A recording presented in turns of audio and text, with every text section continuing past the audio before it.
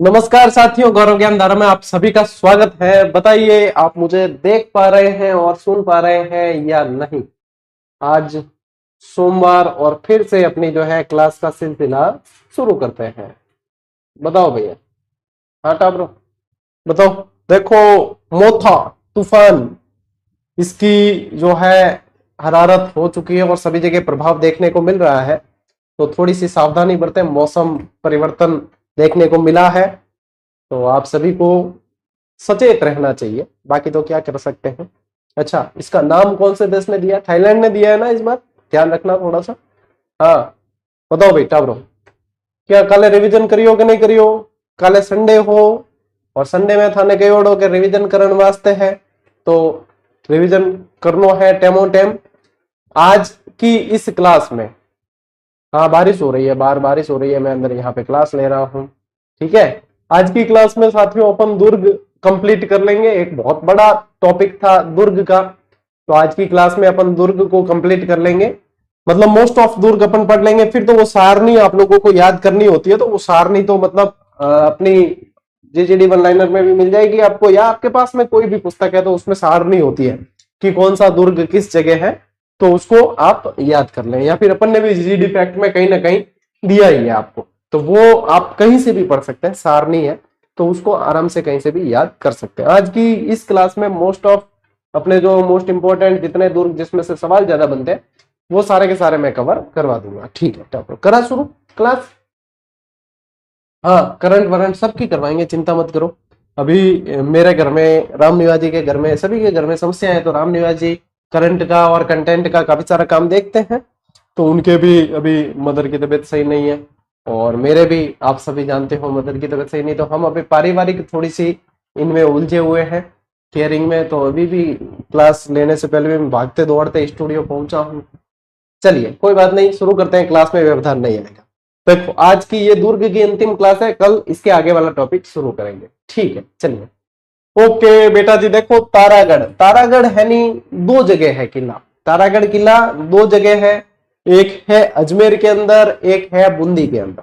बूंदी के अंदर जो किला है उसे भी तारागढ़ के नाम से जानते हैं, और ये अजमेर वाला है इसे भी तारागढ़ के नाम से जानते हैं। अजमेर वाला जो तारागढ़ है ये पृथ्वीराज सिसोदिया की पत्नी ताराबाई के नाम से इसका नाम रखा गया था। बूंदी वाला जो तारागढ़ है वो थोड़ा सा क्या है, ऐसे पहाड़ पे है, जब लाइटिंग वाइटिंग लगती है तो वो ऐसे चमकते हुए तारे जैसा दिखता है, इसलिए उसका नाम तारागढ़ है। आज डबल डबल वाले जितने किले वो सारे पढ़ेंगे, जैसे कि शेरगढ़ भी दो है, बारा के अंदर भी है, धौलपुर के अंदर भी है। तारागढ़ दो है, अजमेर में भी है, बूंदी में भी है।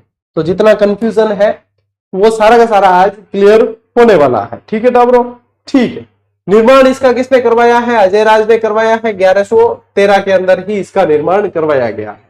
अजमेर से आप जब निकलते हो तो आपको तारागढ़ देखने को मिलता है ना, तो दिक्कत नहीं है। चलिए, उपनाम देखो इसके, अजय मेरू गढ़ बीठली। अब गढ़ बीठली इसका नाम इसलिए है क्योंकि विठल दास गौड़ जो है शाहजहां का एक सेनाध्यक्ष था, उसने यहाँ पे कुछ समय तक इस दुर्ग का प्रशासन संभाला था, तो इसलिए गढ़ बीठली है। कई जने कहते हैं यहाँ पे बीठली नामक एक पहाड़ी है। क्या कहते हैं? बीठली नामक एक पहाड़ी भी है, इसलिए भी गढ़ बीठली इसका नाम है। अरावली का अरमान इसे कहा जाता है, राजपुताने की कुंजी कहा जाता है, राजस्थान का नाका इसे कह दिया जाता है। राजस्थान का नाका भी दो उपनाम आपको देखने को मिलेंगे।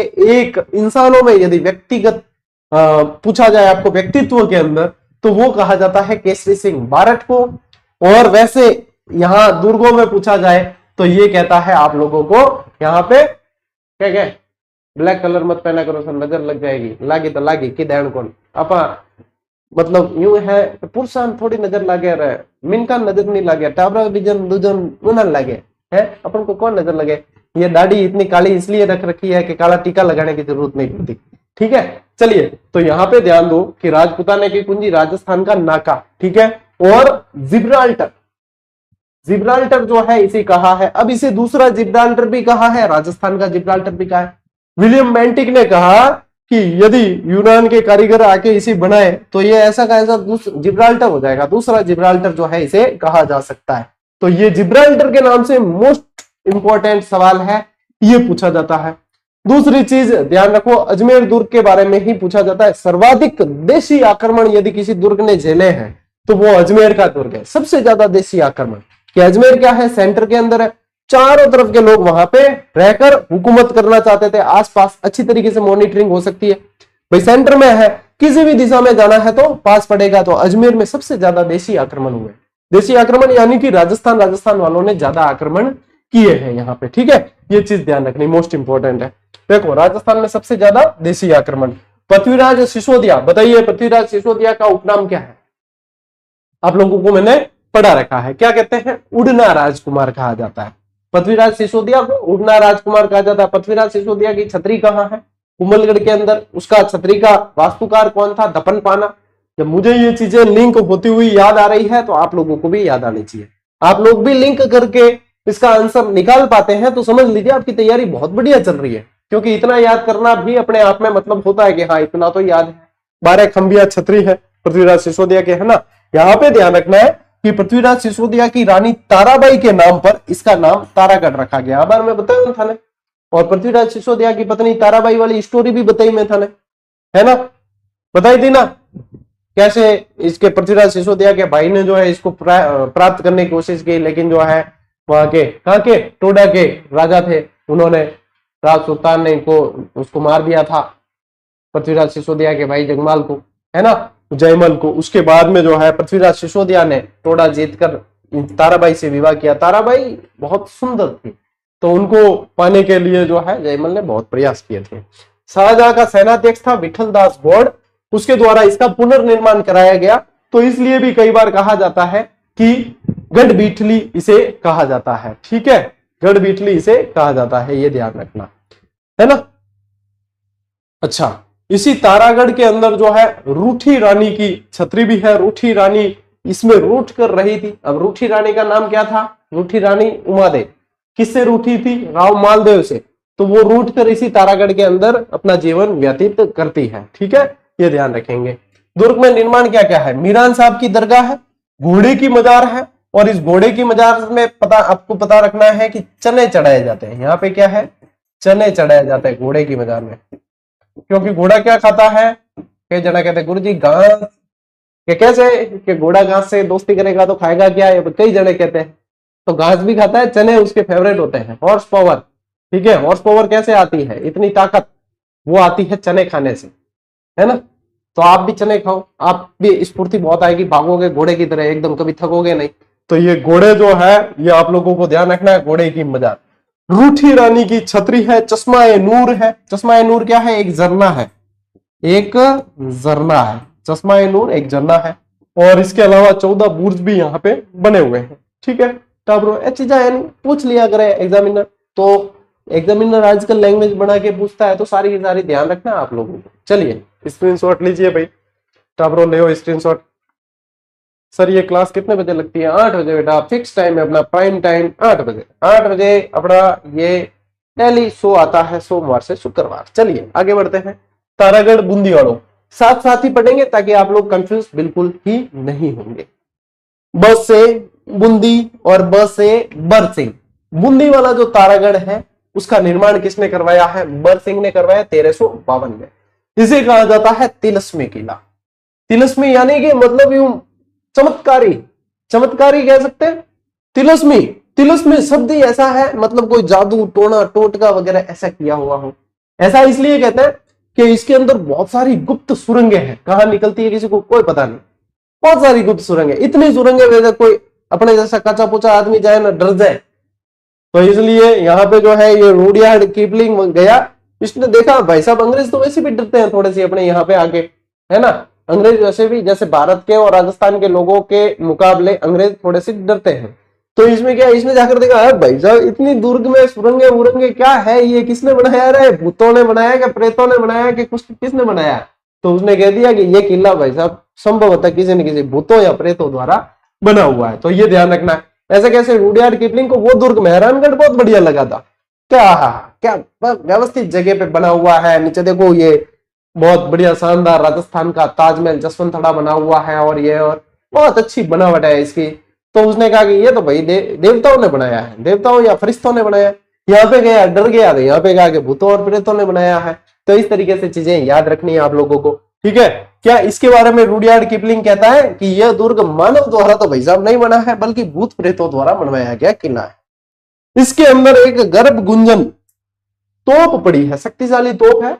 मैंने अभी आपको 2 दिन पहले एक 1 मिनट शो दिया था, जिसके अंदर आपको जयबाण तोप और गर्भ गुंजन दोनों के बारे में बताया था।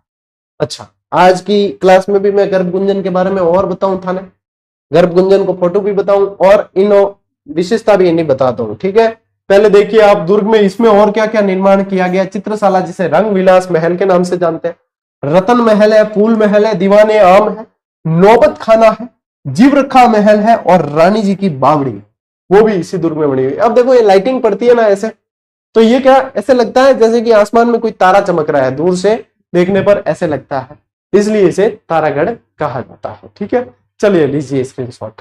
सर मैं बूंदी में हूं, बट मैंने तारागढ़ दूर से ही देखा। यही है कुमार कह के फुटोड़ी में हवे भाई चीज है। घर के पास में कोई चीज हो तो कदर इतनी नहीं होती, बाहर से विजिटर आके देख के चले जाते हैं। गर्भगुंजन तोप है, ये पड़ी गर्भगुंजन तोप। अब आपको अगर गुरु जी तोप ऐसी कैसे है, ये तोप जैसी दिख नहीं रही है। तो तोप जब भी बनती थी ना, तो ये ऐसे नली बनाई जाती थी, तोप पहिए अलग से लगते थे। जैसे जयबाण तोप में अपन ने पढ़ा है कि जयबाण तोप 1720 में सवाई जय सिंह ने बनाई है, लेकिन उसके पहिए जो है सवाई राम सिंह द्वितीय ने लगवाए हैं।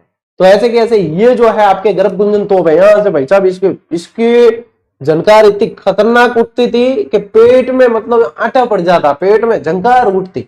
तो पेट को क्या बोला जाता है, गर्भ पूरा गूंजने लगता था, इसलिए कहा जाता है गर्भ गुंजन। क्या कहा जाता है, गर्भ गुंजन तोप कहा जाता है। इतनी खतरनाक थी कि इसका पलीता लगाने के बाद, पलीता समझते हो, एक पटाखा है अपना, ठीक है, और अपन ने ऐसे लगाया, माचिस लग रही है, फिर अपन बार बार ऐसे करते, अरे लग गया लग गया। मारवाड़ी में क्या हुआ, सूर सूरी लागे ना धके बोई, इसमें पलीता, यानी कि इसके भी भाई ऐसे सूर सूरी लगाते हैं, बड़ी होती है तो पे तो बड़ा होगा, ऐसे तो नहीं है नहीं कि भाई भागने का मौका ही नहीं मिला, फूट गई नहीं।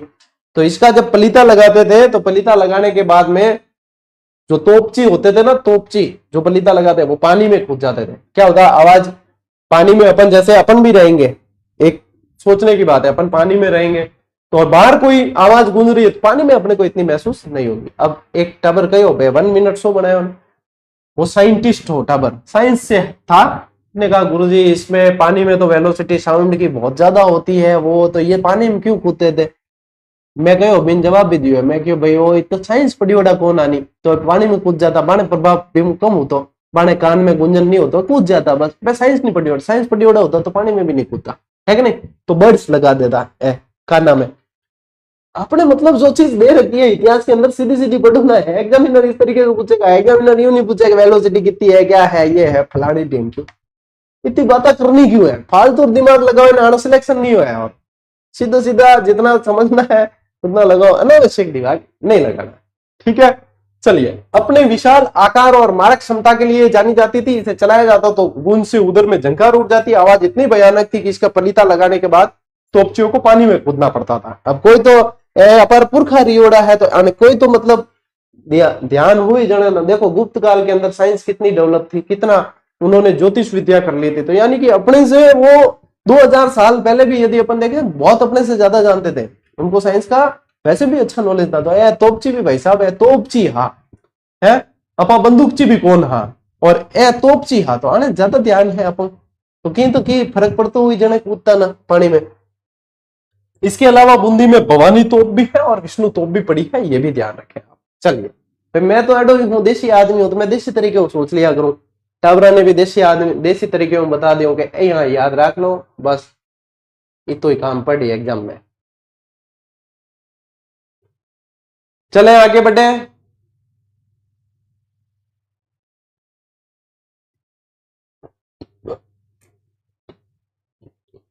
चलो, नागौर दुर्ग बताइए, नागौर दुर्ग कौन सी जगह पर स्थित है। नागौर दुर्ग नागौर में, ठीक है। 10 रुपए वाला बिस्किट कितने का है जी।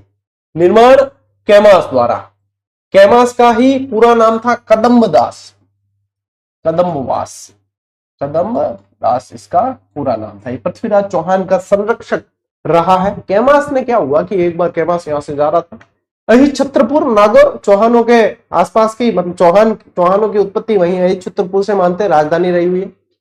तो क्या कि कैमास यहां से जा रहा था, तो कैमास ने एक दृश्य देखा कि एक स्थान पर भेड़ भेड़िए से मुकाबला कर रही है और डर नहीं रही है, बल्कि भेड़िए से मुकाबला करके उसे पछाड़ने की कोशिश कर रही है।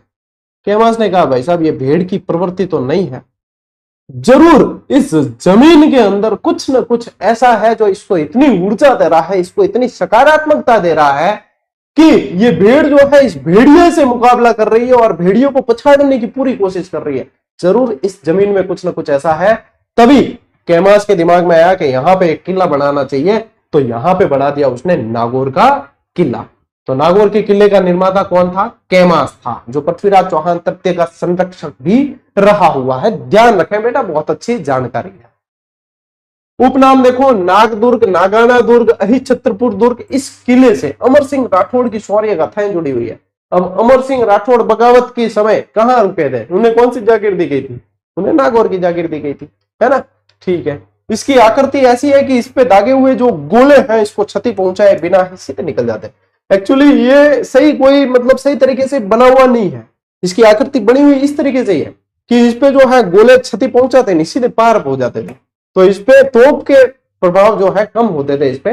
और ये भी ध्यान रखें कि इसे जो है यूनेस्को इसको अवार्ड ऑफ एक्सीलेंस भी दे चुका है, इस किले को, नागौर वाले। ठीक है। नागौर किले में इस बार मैं आप लोगों को और डिटेल जानकारी दे रहा हूं, क्योंकि किलों से इस बार और आपको जानकारी पूछ रहे हैं।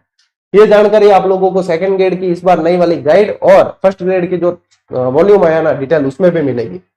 किले की द्वारी और सुदृढ़ प्राचीर, उसके चतुर्दिक जल से भरी हुई खाई तथा परिखा नागौर दुर्ग की विशेषता। इसके चारों तरफ भी परिखा यानी खाई बनी हुई है और इसकी प्राचीर में 28 विशाल बुर्ज बने हुए हैं। तराइन के द्वितीय विश्व युद्ध में चौहानों की पराजय के बाद मोहम्मद गौरी ने इस पर अधिकार कर लिया था। कालांतर में यह दुर्ग मुगल बादशाह अकबर के भी अधिकार में रहा था। तभी तो 1570 में अकबर ने यहाँ पे शुक्र तालाब बनवाया है। शुक्र तालाब बनवाया ना, तो अकबर ने यहाँ पे अपना प्रसिद्ध नागौर दरबार लगवाया और इसी समय अकबर ने नागौर में शुक्र तालाब का भी निर्माण करवाया। नागौर में वीर अमर सिंह की छतरी, अतारकिन का दरवाजा, बंसीवाला का मंदिर और सुल्तान तारकिन यानी हमीदुद्दीन नागौरी की दरगाह भी। ठीक है। और अतारकिन के दरवाजे का निर्माण किसने करवाया था? इल्तुतमिश ने करवाया था। किसने करवाया था? इल्तुतमिश ने। अब टाबरो था, स्क्रीनशॉट ले सको। ठीक है। चलिए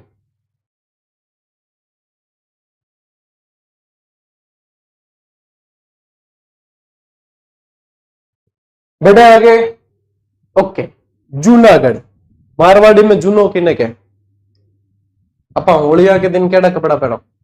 नया के जूना? जूना यानी पुराना। ठीक है। कई बार ऐसा लगता है होली के यार, अब जैसे नए व्हाइट कपड़े भी पहनते हैं। अरे अपार बचपन में तो मतलब जितना जूना कपड़ा आनी क्या मतलब बहुत कोट के गाली उड़ा होली के दिन भी नहीं निकालता, क्योंकि अपार सब ने मम्मियां एक जड़ी है। अपा कह दियो ना नया कपड़ा सफेद पहनना है, भाई साहब कुटाई हो जाती पर सफेद तो नहीं पहन देता, क्योंकि बाद में कपड़ों की भी कुटाई करनी पड़े। तो पुराने पुराना पुराना यानी जूना। जूनागढ़ यानी कि पुराना किला है। पुराना किला है यानी कि बीकाजी की टेकरी एक किला बना था, उसको फिर बाद में पुनर्निर्माण करवा के जूनागढ़ बनाया। क्या बनाया था? जूनागढ़। कहाँ है? बीकानेर के अंदर। निर्माण राव बीकानेर, पुनर्निर्माण राय सिंह ने। उपनाम राती घाटी का किला और जमीन का जेवर। इसे मोस्ट इंपोर्टेंट कर देना इस उपनाम को। इसे जमीन का जेवर कहा जाता है। इसे क्या कहा जाता है? जमीन का जेवर कहा जाता है। इसके बारे में कहा जाता है कि दीवारों के भी कान होते हैं, लेकिन जूनागढ़ की दीवारें बोलती है। मुहावरा क्या है? कहावत क्या है? दीवारों के भी कान होते हैं, धीरे बोलो रे कोई सुन लेगा, है इसलिए कहते हैं इसकी दीवारें बोलती है। यानी कि इसको बनाया इस तरीके से गया है कि इसकी दीवारें खुद इसकी जो है कलाकृति बोल के बताती है कि इसमें ये विशेषताएं हैं। ठीक है ना। प्रमुख द्वार देखो, इसके अंदर करण पॉल है, चांद पॉल है, दौलत पॉल, फतेह पॉल, रतन पॉल, सूरज पॉल, ध्रुव पॉल। इतनी सारी पौड़ा है। पॉल बताई बड़ी मैं था ने, है ना। पॉल यानी कि बहुत बड़ा जो है एक दरवाजा होता था, उसे पॉल कहते थे, है ना। पॉल बोलते थे। लास्ट क्लास में ही बताया है। जूनागढ़ के बारे में और जानकारी देखो, ये धानवन दुर्ग की श्रेणी में आता है, क्योंकि जमीन पे बना हुआ है, इसीलिए इसको जमीन का जेवर कहते हैं। चतुर्भुजाकृति का है और किले में 27 विशाल बुर्ज है और लगभग 40 फीट ऊंची है ये बुर्ज। कितनी है? लगभग 40 फीट ऊंची है। आजकल इस तरीके से इस पैटर्न पे सवाल पूछ रहे हैं, इसलिए मुझे ये डिटेल भी आप लोगों को बतानी पड़ रही है। सूरज पोल पर राय सिंह प्रशस्ति उत्कीर्ण, मान लो पूछ ले तो कि तुम मजो आ जी। सूरज पोल के दोनों तरफ जयमल मेड़तिया और फतेह सिसोदिया की गजारूढ़ मूर्तियां हैं। गजारूढ़ मूर्तियां हैं, गजारूढ़ यानी हाथी पर बैठे हुए, ठीक है, हाथी पर बैठी हुई यहाँ पे मूर्तियां, ऐसे कैसे आगरा किले में भी है। जूनागढ़ दुर्ग में बने भवनों में हिंदू मुस्लिम कला शैलियों, बनावट राजपूती और अलंकरण मुगल शैली में इसका सबका सम्मिश्रण किया गया है, क्योंकि बीकानेर जो है देखो सभी का प्रभाव रहा है इसमें से, तो यहाँ पे जो है ये सम्मिश्रण किया गया है।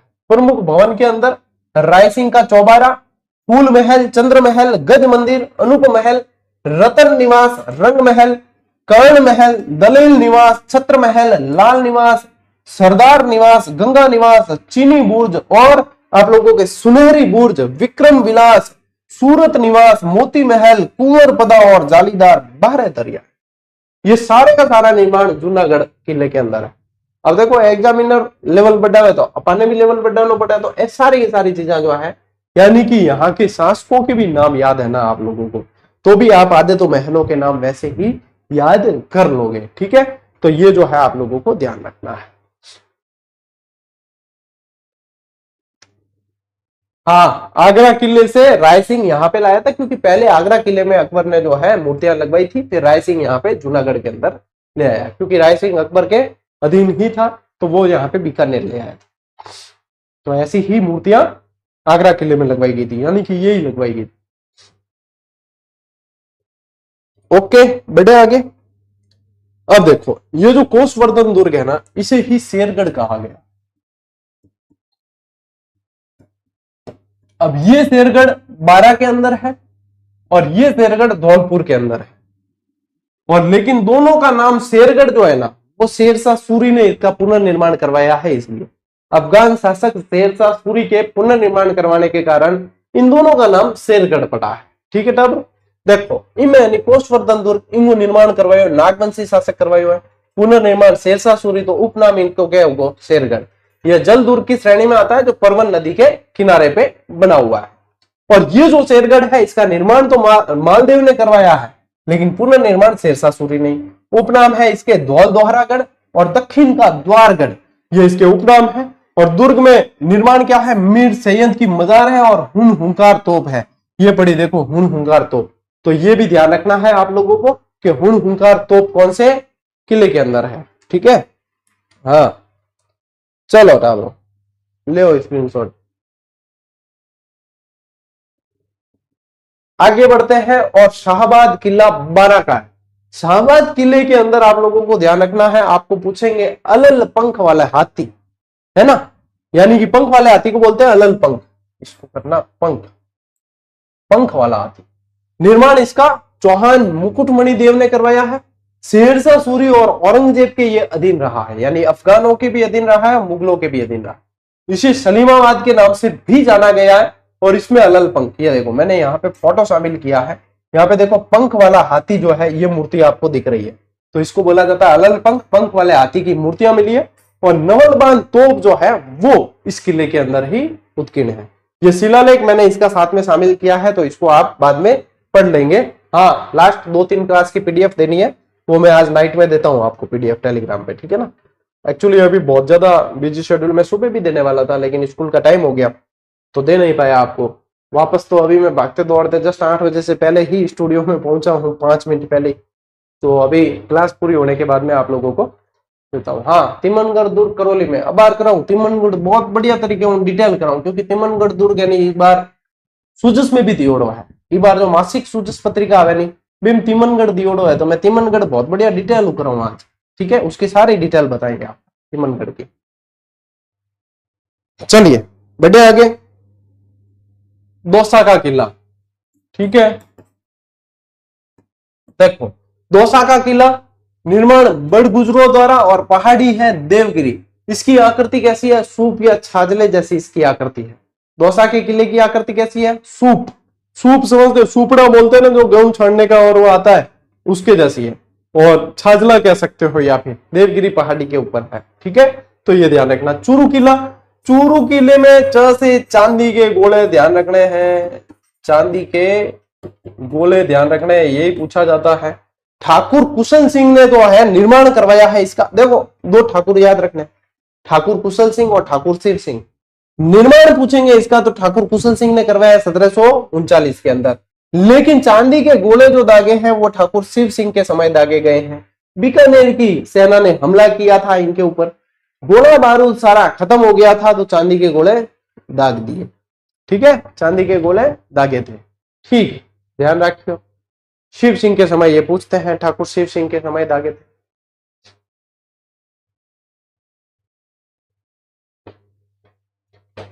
इसके बाद में लास्ट टाइम नहीं पढ़ाया था, इस बार पढ़ा रहा हूं आप लोगों को सोजत का किला। अब सोजत जब नाम याद आए तो याद रखना, सोजत में एक प्रश्न पूछते हैं कि राजस्थान में मेहंदी कहाँ की प्रसिद्ध है, तो मेहंदी आपके सोजत की प्रसिद्ध है। कहाँ की प्रसिद्ध है? सोजत की मेहंदी बहुत ज्यादा प्रसिद्ध है। देखो लघुगिरी दुर्ग जो है, सोजत का किला वर्तमान पाली जिले में जोधपुर से लगभग 110 किलोमीटर दूर है। सूखड़ी नदी के मुहाने पर बसा है सोजत। इसे शुद्ध दंती के नाम से भी जानते हैं। एक प्राचीन स्थान है जो लोक कहावतों के अंदर तांबावती या तमरावती नगर के नाम से भी प्रसिद्ध था। यानी कि आम बोलचाल में इसे तांबावती या तमरावती नगर के नाम से भी जानते थे उस समय। सभ्यता नहीं है ये, ध्यान रखना, इसे इस नाम से जानते थे। जोधपुर के राव जोधा ने सोजत पर अधिकार कर अपने पुत्र निम्बा को सोजत में नियुक्त किया था और संभवतः उसी ने नानी सिरडी नामक पहाड़ी पर इसका निर्माण करवाया है 1460 के अंदर। ठीक है, 1460 में मालदेव ने पुनर्निर्माण करवाया था। मालदेव ने पुनर्निर्माण इसका करवाया था, तो ये ध्यान रखेंगे। अच्छा, ये जो फोटो है ना, ये चूरू किले का है, ये सोजत दुर्ग का नहीं है, ये चूरू किले का।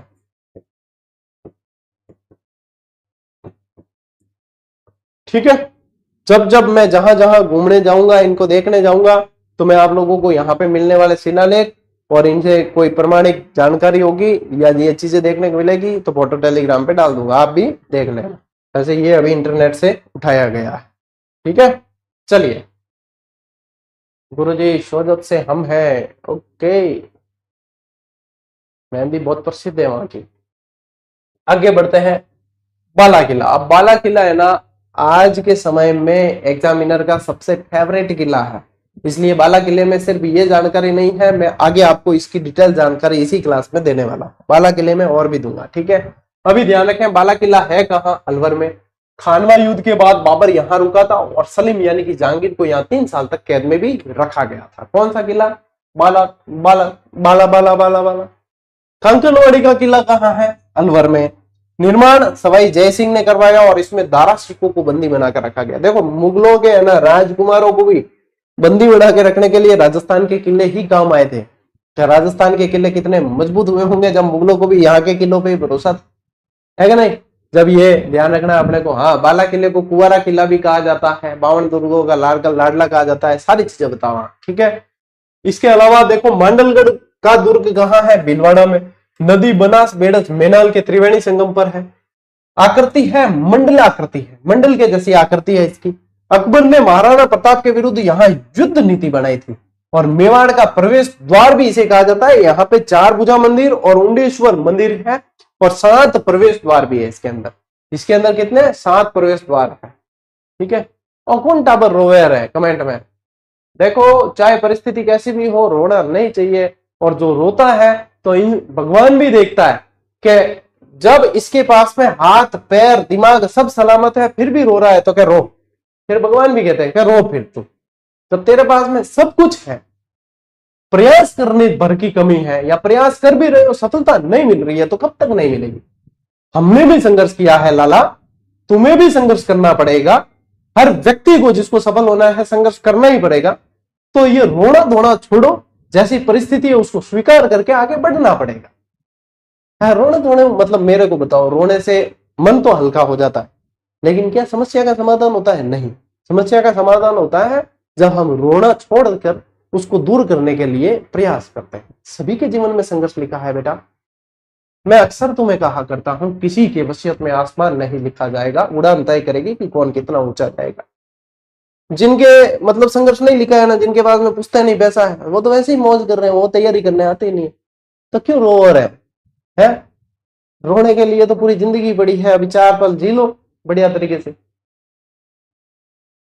बटनेर का दुर्ग उत्तर बड़ किवाड़ के भाई दूर ने है कटे हनुमानगढ़ के पाए। निर्माण कौन करवाया? भाटी से करवाया। भूपत भाटी द्वारा निर्माण है 3री शताब्दी के अंदर। नदी कौन सी है? गग्गर। शिल्पी कौन है? केकेया। शिल्पी कौन है? केकेया। ठीक है, चलिए, इस पर सर्वाधिक विदेशी आक्रमण हुए हैं। इस पे अब विदेशी आक्रमण क्यों होंगे बताओ? क्योंकि ये कहां है? विदेशी आक्रमण कहां होते हैं? बॉर्डर पर होते हैं। कहां होते हैं? बॉर्डर पर। सीमावर्ती दुर्ग है ये कहां है? सीमावर्ती दुर्ग है। ठीक है, उपनाम इसके उत्तरपड़ किवाड़, उत्तरी सीमा का प्रहरी। यहां पे ये ध्यान रखना है, तैमूर लंग ने आक्रमण किए, ये पूछते हैं। तो 1398 में तैमूर लंग ने आक्रमण किया तो हिंदू महिलाओं के साथ साथ मुस्लिम महिलाओं ने भी जौहर किया था, जो एक अलग तथ्य देखने को मिलता है राजस्थान के किलों में, इसलिए इसे याद करना है आपको। ठीक है, और तैमूर लंग कहता है भैया मैंने पूरे हिंदुस्तान में इतना मजबूत किला नहीं देखा, है ना। तैमूर लंग क्या कहता है? मैंने पूरे हिंदुस्तान में इतना मजबूत किला नहीं देखा उत्तरबड़ किवाड़ जैसा, यानी कि उत्तरपड़ किवाड़ इसका उपनाम था। राजस्थान के 2 जिले हैं जिनको उत्तरपड़ किवाड़ के नाम से जानते हैं, एक तो भटनेर का किला और एक है जैसलमेर का किला, क्योंकि जहां जहां भाटियों का शासन रहा है उन्हें उत्तरपड़ किवाड़ के नाम से जाना गया। ये चीज मैं पहले भी क्लियर कर चुका था। ठीक है, अभी वापस कर ली है। अब देखो, मैं थाने गयो ना, तिमनगढ़ दुर्ग जो है स्पेशल कराऊं, क्योंकि इस बार जो है सूजस में ये दिया गया है, और जब सूजस में कोई चीज आती है तो मैं उसे बहुत मोस्ट इंपॉर्टेंट मानता हूं, क्योंकि एग्जामिनर जो है सूजस को बहुत अच्छी तरीके से देखता है और उसमें से प्रश्न बनाता है। तो तिमनगढ़ में सिर्फ ये जानकारी नहीं है, अगली एक स्लाइड भी इसी से रिलेटेड है। ये करौली जिले के मासलपुर कस्बे के भोजपुर गांव के सागर तलहटी मार्ग के आगे स्थित है। इन्हों ज्यादा इन्हीं जानकारी नहीं दे सका, पूरा मैं एड्रेस बता दियो, पिन कोड छोड़। ठीक है, तो कहा है करौली जिले के मासलपुर कस्बे के भोजपुर गांव में सागर तलहटी मार्ग पर स्थित। ठीक है, अन्य नाम इसके क्या है? तवनगढ़, तिमनगढ़, त्रिभुवनगढ़, और इसे इस्लामाबाद या त्रिपुरा नगरी के नाम से भी जानते हैं। इस दुर्ग का निर्माण 11वीं शताब्दी के उत्तरार्ध में बयाना के राजा विजयपाल के पुत्र तहनपाल, जिसको तिमनपाल भी कहा जाता था या त्रिभुवनपाल भी कहते थे, उसने करवाया। इसीलिए इसका नाम क्या है? तिमनगढ़ है। इसका नाम क्या है? तिमनगढ़। अपने निर्माता के नाम पर यह दुर्ग तिमनगढ़ तथा किले वाली पहाड़ी जो है वो त्रिभुवनगिरी कहलाती है। इन्हीं के नाम से यहाँ की पहाड़ी क्या कहलाई है? त्रिभुवनगिरी कहलाई है। ऐसा भी उल्लेख मिलता है कि मुस्लिम आधिपत्य के बाद इसका नाम इस्लामाबाद कर लिया गया था। तो हो सकता है ये भी चीज पूछे आप लोगों को, पूछते हैं भाई, पूछते हैं ना, खैराबाद, जलालाबाद, खिजराबाद, मोमिनाबाद, इस्लामाबाद, तो वो भी पूछ सके, है ना। इस्लामाबाद याद रखना, स्क्रीनशॉट लो, आगे बढ़ेंगे।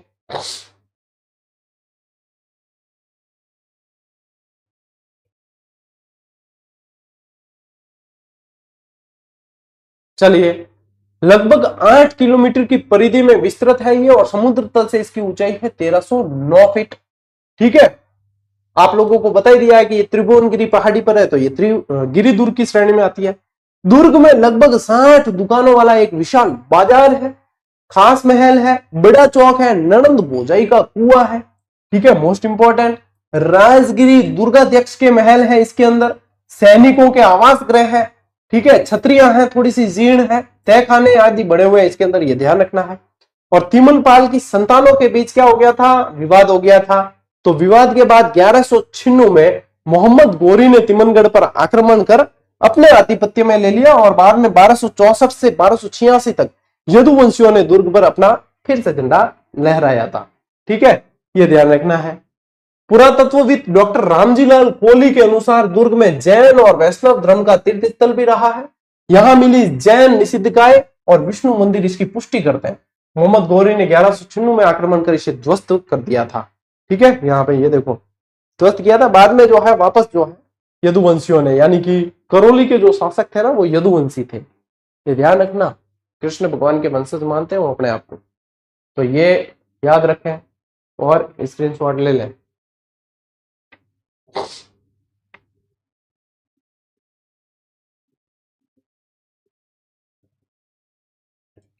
चलो टाबरो, कुचामन किलो, मैं कह ना बाला किला आपको वापस बताऊंगा। ये देखो बाला किले की जानकारी भी दूंगा, पहले देखो कुचामन किला। देखो, एक तो होते थे राजा, एक होते थे सामंत। सामंत यानी कि आप कह सकते हो कि जैसे ठाकुर, ठीक है, और ठाकुर के अधीन कोई गांव है, कोई जागीर है, कोई परगना है, और राजा के अधीन बहुत सारे परगने होते थे। तो ये कुचामन का जो किला है ना, इसे सामंती दुर्ग भी बोला जाता है। इसके बारे में कहा जाता है कि ऐसा किला रानी जाय के पास हो सकता है, पटरानी जाय के पास नहीं। क्या बोलते थे? ऐसा किला रानी जाय के पास हो सकता है, पटरानी जाय के पास नहीं। जागीरी किलों का इसे सिरमौर कहा जाता था। यानी कि जागीरी किसके पास थी? जागीरदारों के पास, सामंतों के पास जागीरें थी। उनके जितने किले थे उसमें से इसको सिरमौर माना जाता था। ये चीज आप लोगों को यहां से क्लियर करके चलनी है, नहीं तो क्या खाली रट्टा मारते हैं जागीर किलों का सिरमौर क्यों कहा जाता था, क्या कंसेप्ट है, वो यहां से आप लोगों को समझना है। अब जो पूछता है एग्जामिनर क्या किसने निर्माण करवाया, भेड़तिया जालिम सिंह करायो सा, उपनाम क्या है, जागीरी किलों का सिरमौर है, आकार कैसा है, चील के घोंसले के जैसा आकार है। ये देख लो यहाँ पे आप लोगों को नजर भी आ रहा है जैसे पहाड़ी पे चील का घोंसला पड़ा है। इसके बारे में कहा जाता है ऐसा किला रानी जाय के पास हो सकता है, महारानी जाय के पास या पटरानी जाय के पास नहीं हो सकता। ठीक है, अब ये आप लोगों को बता दिया। बार लारे जो नागोरो एक किलो आयो नहीं बी टाइम एक छोरो कमेंट कर दो गुरुजी चील के घोंसले जैसा, चील के घोंसले। अरे सब्र तो कर बेटा, धैर्य तो रख, चील रो घोंसलो भी बतावा था ने, ओ है चील रो घोंसलो, फोटो भी बता दा कि वो देख वो चील रो घोंसलो यहाँ दिखे। ठीक है, हाँ पास में जाके कभी भी चील का घोंसला पता भी होना, देखने मत जाना, चील मोर बुला दे, टाट पोली कर दे भाई साहब चील। ठीक है, कभी भी ऐसा नहीं कि चील का घोंसला है चलो देख के आते हैं। घोंसला क्यों बनाते हैं पक्षी? अंडे देने के लिए बनाते हैं, नहीं तो यूं रोता फिर ना, बने के घोंसले की जरूरत है, अंडे देने के लिए बनाते हैं। और अंडों के लिए, अपने बच्चों की सुरक्षा के लिए, एक माता जितनी आक्रामक हो सकती है उतना कोई नहीं हो सकता। टाट पोली कर दे भाई साहब चील को घोंसला देखने की कभी मतलब गुस्ताखी मत करिए। बाला किला किस, देखो बाला किले के बारे में थोड़ी जानकारी पड़ी थी, अभी और पढ़ लेते हैं। हाँ हंसो मत बड्डोर। 12वीं शताब्दी के लगभग यह किला कछुआओं के हाथ से निकलकर निकुंभ क्षत्रियों यानी कि चौहानों के अधिकार में आ गया था। इससे लैंग्वेज बहुत बना बना के पूछ रहा है एग्जामिनर, ये पूछी थी निकुंभ क्षत्रियों के अधीन में रहा था कि नहीं रहा था। ठीक है, जिन्होंने किले के भीतर अपनी आराध्य देवी चतुर्भुजा का मंदिर बनवाया तथा प्राचीन किले का विस्तार करवाया। ठीक है, निकुंभों के बाद अलावल खान ने किले पर अधिकार किया था, उसका पुत्र और उत्तराधिकारी हसन खां मेवाती। अब देखो आवे न पटने में अपार है हसन खां मेवाती, खानवा के युद्ध में नेतृत्व किसने किया था? हसन खां मेवाती ने। तो हसन खां मेवाती खानवा के युद्ध में राणा सांगा की ओर से लड़ता हुआ वीर गति को प्राप्त हुआ। बाबर ने अलवर दुर्ग सहित मेवात परगना अपने पुत्र हिंदाल को जागीर में दिया। किसको दिया था? हिंदाल को जागीर में दिया था। कालांतर में इस पर जो है शेरशाह सूरी का भी अधिकार हुआ। शेरशाह के उत्तराधिकारी सलीम शाह के नाम पर सलीम सागर नामक जलाशय बना हुआ है, ये भी लैंग्वेज में शामिल था। सलीम सागर वाला ये भी शामिल था। भरतपुर के जाट राजा सूरजमल ने एक कुंड बनवाया जिसको कहा गया सूरज कुंड। क्या कहा गया? सूरज कुंड। ठीक है, महाराजा प्रताप सिंह ने दुर्ग में सीताराम के मंदिर का निर्माण करवाया है जो वर्तमान में भी विद्यमान है। इसके अलावा क्या याद रखोगे? इसके अलावा यहां पे मैं लिख लेता हूं। ठीक है, एक और पेज ही ले लेते हैं, कटे लिखा। इसको बाला किला जो है इसको आंख का किला,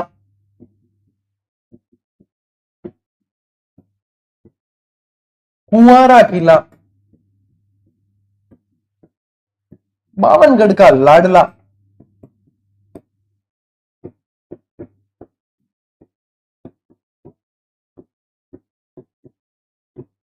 ये सारे इसके उपनाम है। अब देखो आंख का किला इसलिए कहते थे, कहते क्यों थे वो भी तो पता होना चाहिए।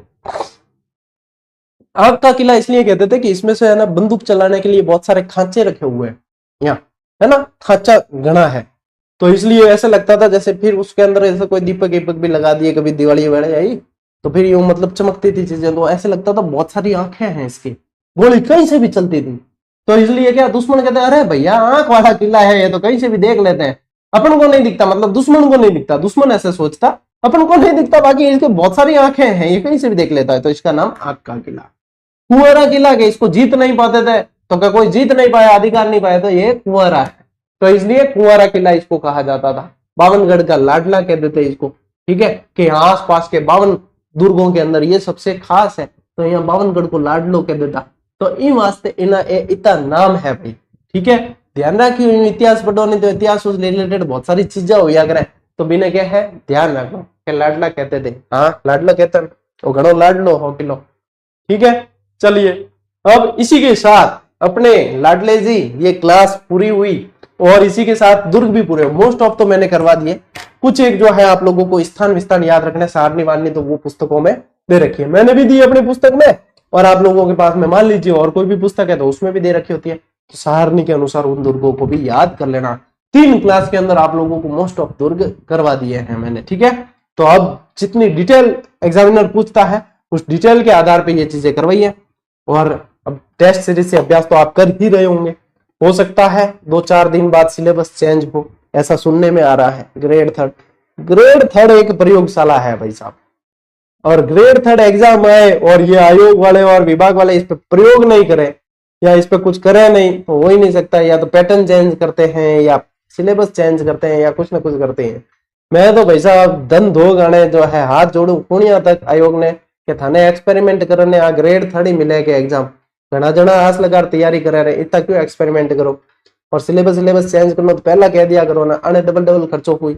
अब सिलेबस चेंज हुए तो माने भी किताब अपडेट करनी पड़े, मजबूरी है, और स्टूडेंट ने भी पढ़नी पड़े पाछी लेयर क्योंकि मजबूरी है, क्योंकि नौकरी प्राप्त करने को बार बार तो अवसर मिले नहीं। लेकिन अने ज्ञान कौन दे रहे, अने सलाहकार कौन है रे, जब कम टाइम में तो बताया नहीं छोरा ने। अब ये भी सुनने में आ रहा है कि भाई विज्ञप्ति आएगी तो सिलेबस जो है चेंज भी हो सकता है। देखा ऊंट किस करवट बैठता है, जिस करवट बैठेगा उसकी व्यवस्था करनी पड़ेगी। लेकिन इस बात की मैं गारंटी दे सकता हूं आप लोगों को कि ये जो टेस्ट सीरीज आप लोगों को मैंने उपलब्ध करवा दी है इसको तो 3 करना, ठीक है, संशोधन करवाना है। जो टेस्ट सीरीज उपलब्ध करवा दी है चाहे कितना ही सिलेबस वो चेंज कर दे या कैसे भी, इसमें आप लोगों को अतिरिक्त शुल्क मैं नहीं लगने दूंगा, जितना चेंज होगा अपडेट होगा वो इसी के अंदर आप लोगों को कर दूंगा मैं, ठीक है, नो अदर कॉस्ट, ठीक है। इसके अंदर जितना भी मेरे हाथ में जो चीज है वो मैं आप लोगों के लिए बिना कहे कर दूंगा। सेकंड ग्रेड वालों के लिए भी किया है ना, किया उनके लिए भी। फर्स्ट ग्रेड में तो चेंज ही इतना किया है कि हमें मजबूरी में नई टेस्ट सीरीज देनी पड़ेगी, बहुत ज्यादा उसमें तो बदलाव किया। सेकंड ग्रेड में ज्यादा नहीं था तो मैंने अपडेट करके वैलिडिटी बढ़ा के दे दी उसे। आप लोगों के भी जो है अपडेट कर देंगे इसे, कितना भी चेंज करें, मैं मेरी तरफ से भैया पूरा प्रयास करूंगा, ठीक है। चलिए आज की क्लास में साथियों इतना ही, अब मिलते हैं अपन अगली क्लास में अगले सेशन में, तब तक के लिए राम राम, जय हिंद, पढ़ते रहना।